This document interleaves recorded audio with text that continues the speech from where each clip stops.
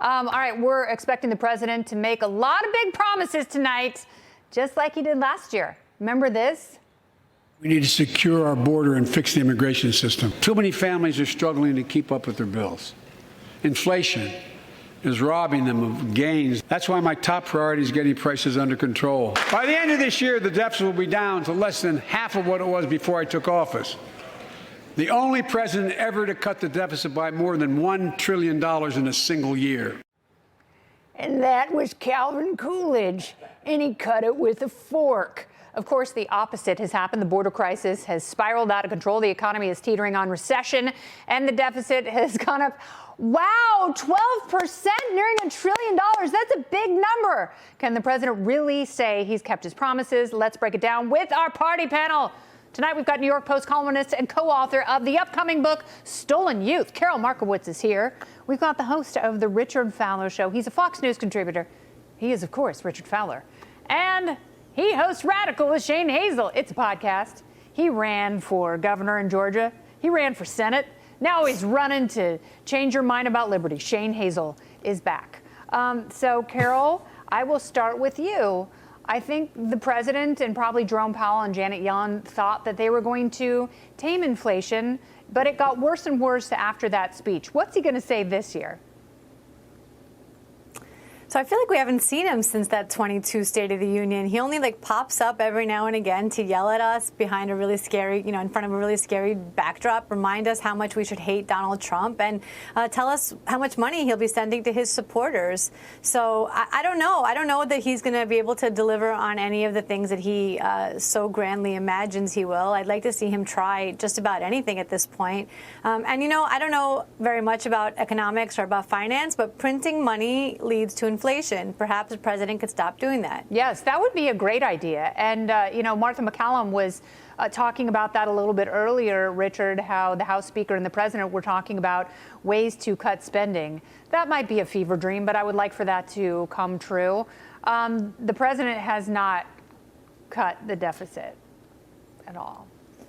Your thoughts, Richard Fowler?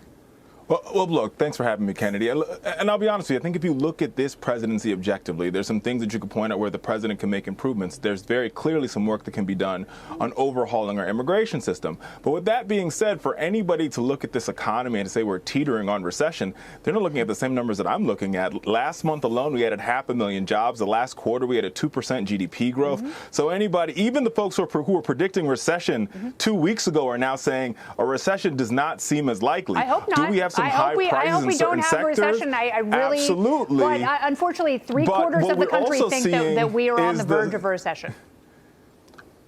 Oh, absolutely. That's because there's a lot of folks telling you that you're on the verge of recession, but every number, every indicator I think it might be their predicts personal recession economies is going in the opposite direction. Okay, well, let me ask you this, because one of the reasons the Fed keeps raising interest rates is to cool job growth. They want the unemployment number to be higher. That would help calm things down so inflation could get back down to a reasonable 2 to 3%. But when more jobs are added to payrolls, that makes it harder. It's actually not a great indicator for inflation, which is hurting the most people right now. Right. That would make sense in a normal economy, but we're not dealing with a normal economy in this moment, because what you also see happening while we're adding jobs is you're also seeing inflation cooling at the same exact time. You see energy costs going down. You see housing prices going down.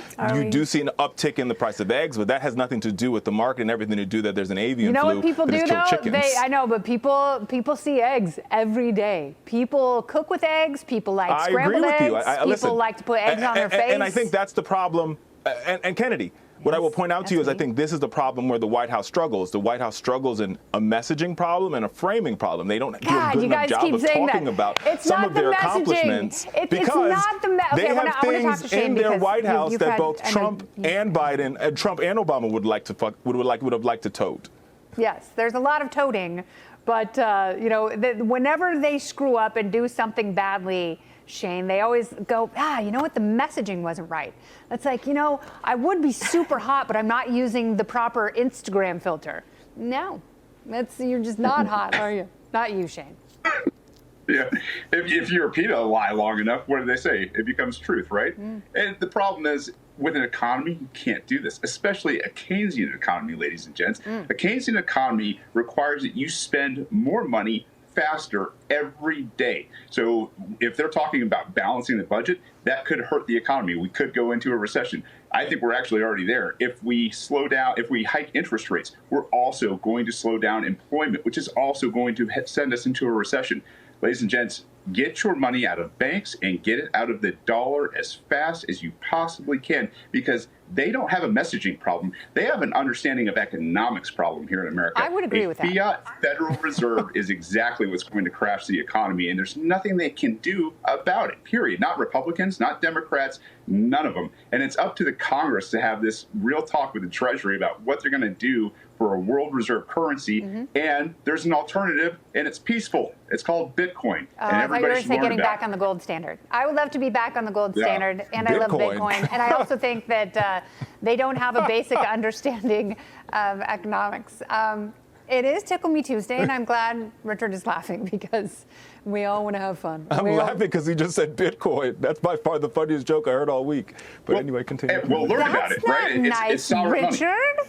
I like Bitcoin. I don't have a problem with Bitcoin. I do know about it. You gotta be kidding me.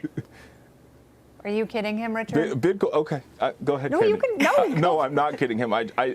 Yeah, a decentralized currency that we can trade as cash from person to person without. I have no problem with the decentralized currency, but I mean, we've already seen. You know how many millions of Americans and millions of people around the world lost their retirement because of cryptocurrency over the past couple of months? Not but I crypto, digress. Bitcoin. Yeah, not there's crypto, a difference. See, that is Just one of Bitcoin. the And that's the thing you fallacies. don't understand. You don't understand that tethering Bitcoin is those not two things crypto. together. No, what I Bitcoin do is understand is decentralized. your I feel like I logic should be around yelling, economics but is I'll let completely you guys Carol, go can you on. please start yelling?